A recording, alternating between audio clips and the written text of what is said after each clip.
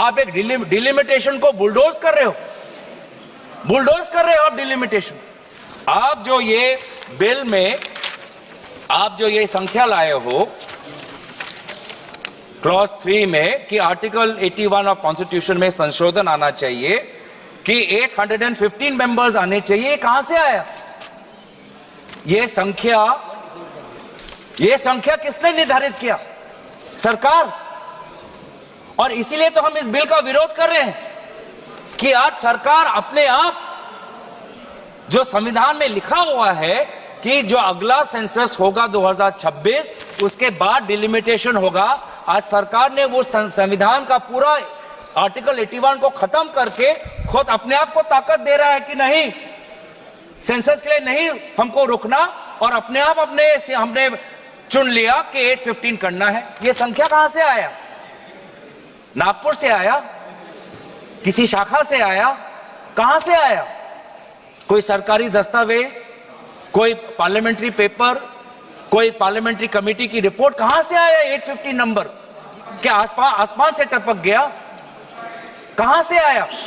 यही तो हम जानना चाहिए। इसलिए तो हम कह रहे हैं कि सरकार के पास इस विधेयक को इंट्रोड्यूस करने की लेजिस्लेटिव कॉम्पिटेंस है ही नहीं कि वो सरकार अपने आप कैसे तय कर ले कि पार्लियामेंट की सदन की संख्या कितनी बढ़नी चाहिए अपने आप बिना सेंसस के। तो बार बार ये हमको पता चलता है कि आप डिलिमिटेशन को एक राजनीतिक अस्त्र के रूप से, आप इसको एक हथियार के रूप से आप इसको व्यवहार करना चाहते हैं, जो मंशा नहीं थी। जो हमारे संविधान के निर्माता थे, डिलिमिटेशन किसी राजनीतिक दल के राजनीतिक हथियार के रूप में निर्माण करना उनका मंशा नहीं था। डिलिमिटेशन की मंशा क्या थी कि जैसे जैसे जनसंख्या बढ़ेगी, प्रशासन के लिए, सुशासन के लिए हम अपने डिलिमिटेशन अपने विधानसभाओं का, लोकसभा क्षेत्रों का ऐसा करें ताकि लोगों को प्रशासनिक सुविधा मिले, ताकि सुशासन सुचारू रूप से हो। इस उद्देश्य से डिलिमिटेशन हुआ था। लेकिन हमने देखा है कि इस सरकार के द्वारा किस प्रकार से डिलिमिटेशन को, किस प्रकार से एक निजी और काफी निम्न स्तर की राजनीतिक अस्त्र इसको बनाया गया है। मैं 2 प्रदेशों का उदाहरण देना चाहता हूं कि कैसे आज डिलिमिटेशन का व्यवहार किया जा रहा है। एक जम्मू कश्मीर, दूसरा असम, दोनों प्रदेशों में डिलिमिटेशन, दोनों प्रदेशों में।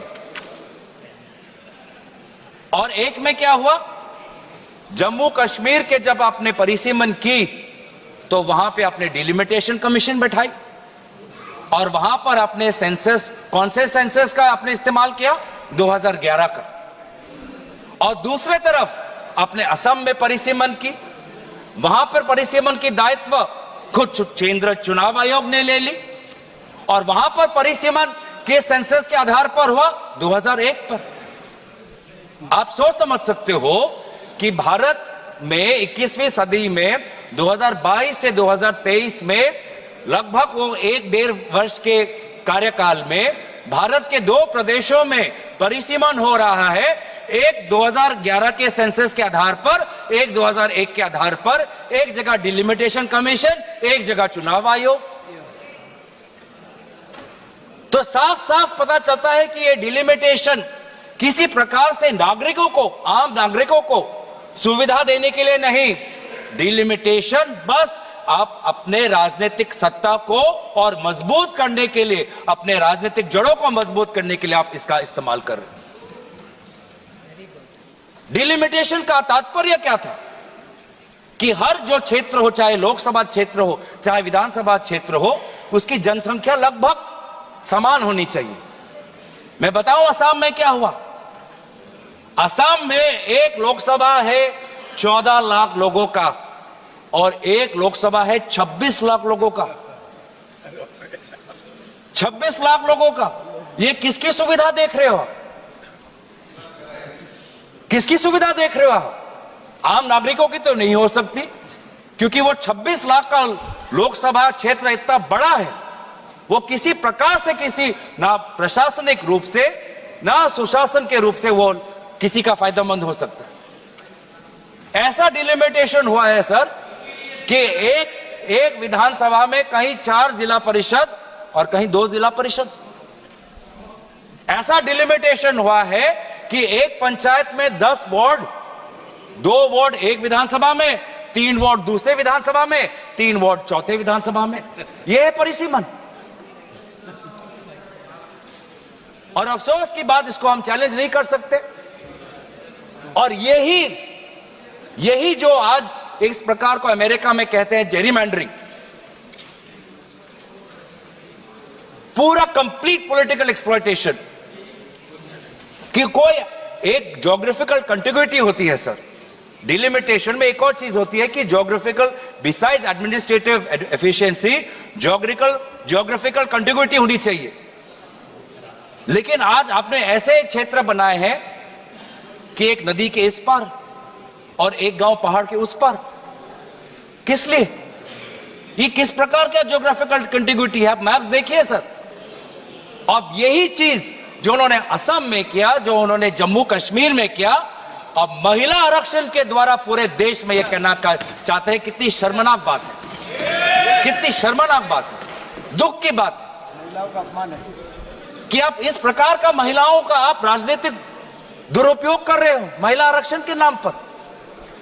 आप भारतीय संस्कृति की बात करते हो, भारत की देवी देवताओं की बात करते हो, भारत के उपनिषद और पुराणों की बात करते हो, और यह है आपका मंशा, डिलिमिटेशन।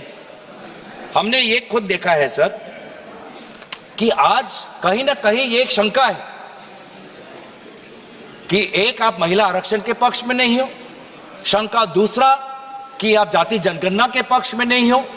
शंका तीसरा कि आप डिलिमिटेशन नागरिकों के हित में नहीं, डिलिमिटेशन खुद के हित में करते हो। यह भी तीसरा शंका है। और चौथी शंका यह है कि आप संविधान को आप धीरे धीरे आप कमजोर कर रहे हो।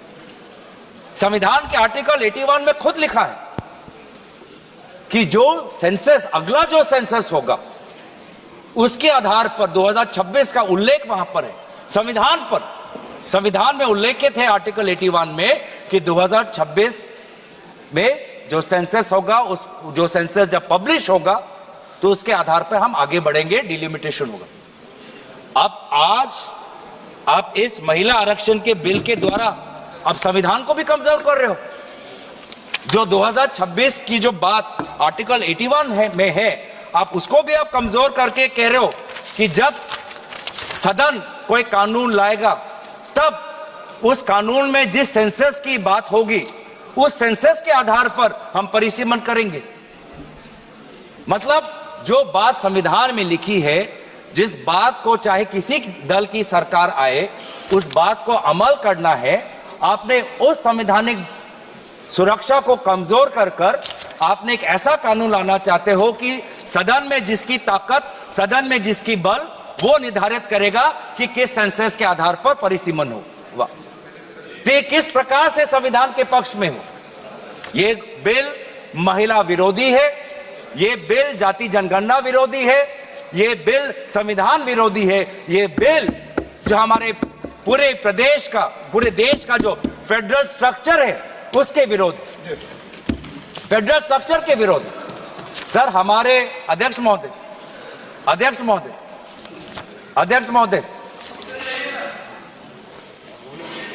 हमारे प्रदेश जो जब हमारे देश में जब राज्यों का जन्म हुआ तो उस समय जनसंख्या नहीं देखी गई थी, भाषा देखा गया था। भाषाओं के आधार पर एक लिंग्विस्टिक रिऑर्गेनाइजेशन हमारे प्रदेशों को हुआ था। कहीं कहीं जो हमारी एथनिसिटी है, नॉर्थ ईस्ट के जो ट्राइब्स हैं, उनको पता है कि वो एक बड़े ग्रेटर असम के पार्ट में हैं, लेकिन कहीं ना कहीं उनको अपना परिचय बचाना था, अपने भाषा का परिचय, अपने एथनिसिटी का परिचय, अपने परंपरा का परिचय।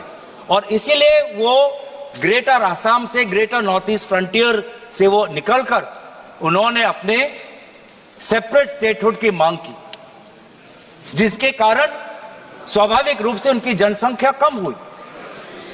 आज वो जो मांग उन्होंने की, अपने परिचय की, अपने स्वाधीनता की, अपने भाषा की, अपने जाति की, अपने परंपरा की, आज उसके लिए उनको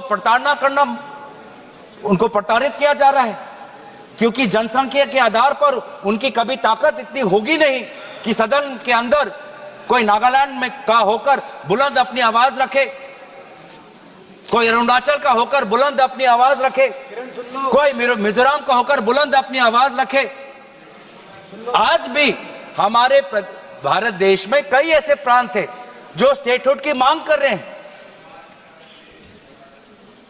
गोरखा का एक मांग है, सेपरेट स्टेटहुड की मांग कर रहे हैं। और आज जब वो सेपरेट स्टेट होंगे तो उन्हीं की जो जनसंख्या है उनके कारण उनको कमजोर किया जाएगा। तो आपने जो एक विषय है, जिस विषय पर हमारे केसी वेणुगोपाल जी ने कहा कि हमारे जो पूर्व प्रधानमंत्री है स्वर्गीय इंदिरा जी, स्वर्गीय अटल जी, उन्होंने पूरे जो हमारी फेडरल बैलेंस है, संतुलन है, उसको बचाने के लिए फ्रीज डाला था पॉपुलेशन सेंसस में 1976 और 2001 में, एक बड़े एक सोच के साथ। आज आप उनसे भी परे हो रहे। आप तो कांग्रेस के स्वर्गीय प्रधानमंत्री इंदिरा जी से तो बड़े अपने आप को समझते हो, आप स्वर्गीय अटल जी से भी अपने आप को बड़े समझते हो, जो एक अटल जी से भी, स्वर्गीय अटल जी से भी अपने आप को आप बड़े स्टेट्समैन समझते हो। तो जो आज ये पॉपुलेशन की जो बात है, एक संतुलन की बात है, जिसको मैं काफी बारीकी से समझना है। फेडरल स्ट्रक्चर को के बैलेंस को पकड़ने के लिए बहुत सबको साथ, सारे प्रदेशों के मुख्यमंत्री, सारे विभिन्न दलों के साथ बातचीत करनी है। उसको आप महिला आरक्षण के नाम पर सबके बुलडोज कर रहे हो आप। हम दोबारा आपको कह रहे हैं, लाइए महिला आरक्षण, हम इसके विरोध में नहीं है, महिला आरक्षण लाइए, लेकिन ये परिसीमन के अटकेले और इस परिसीमन के जाल से इसको बाहर निकालिए, सरल करिए, आसान करिए, लागू करिए, ताकि हम सब देख पाए। इससे महिला आरक्षण के द्वारा आप अपने राजनीतिक रोटियों को मत सेकें। मैं दोबारा कोशिश करूंगा कि काफी परिसीमन को लेकर इस देश में गंभीर सवाल उठ रहे हैं, जिस सवालों का जवाब, जिस मसलों का समाधान पूर्व में हमारे स्वर्गीय प्रधानमंत्री ने किया है, और काफी एक बारीकी से काफी संतुलन उन्होंने सृष्टि करने में वो सफल हुए। उस संतुलन को आप अपने राजनीतिक रोटी के लिए, अपने राजनीतिक मुनाफा के लिए भारत के उस संतुलन को मत बिगाड़िए, मत बिगाड़िए। आज भी हम एक, जैसे राहुल जी ने कहा है कई बार कि हम यूनियन है एक स्टेट्स के। इस यूनियन में चाहे स्टेट की जनसंख्या बड़ी हो या स्टेट की जनसंख्या कम हो, जनसंख्या के आधार पर उनको राजनीतिक रूप से उनकी ताकत को आप कम मत करिए या बढ़ाइए मत। सबको तवज्जो मिले, भारत की जो हमारी अखंडता है वो अमल रहे और भारत हमेशा सशक्त रहे। इसीलिए परिसीमन पर गंभीर चर्चा हो और इस प्रकार से बुलडोज ना करे। महिला आरक्षण पर आप उसको इस ढांचे से निकाले, एक सरल बिल लाइए, जो आप हमारे इस सुझाव को कबूल करिए। इसलिए आपने इस प्रकार के गैर संवैधानिक, गैर महिला, गैर जाति जनगणना, गैर जो हमारे संघीय ढांचे के खिलाफ बिल लाने के कारण हम पुरजोर तरीके से इस बिल का विरोध करते हैं। धन्यवाद।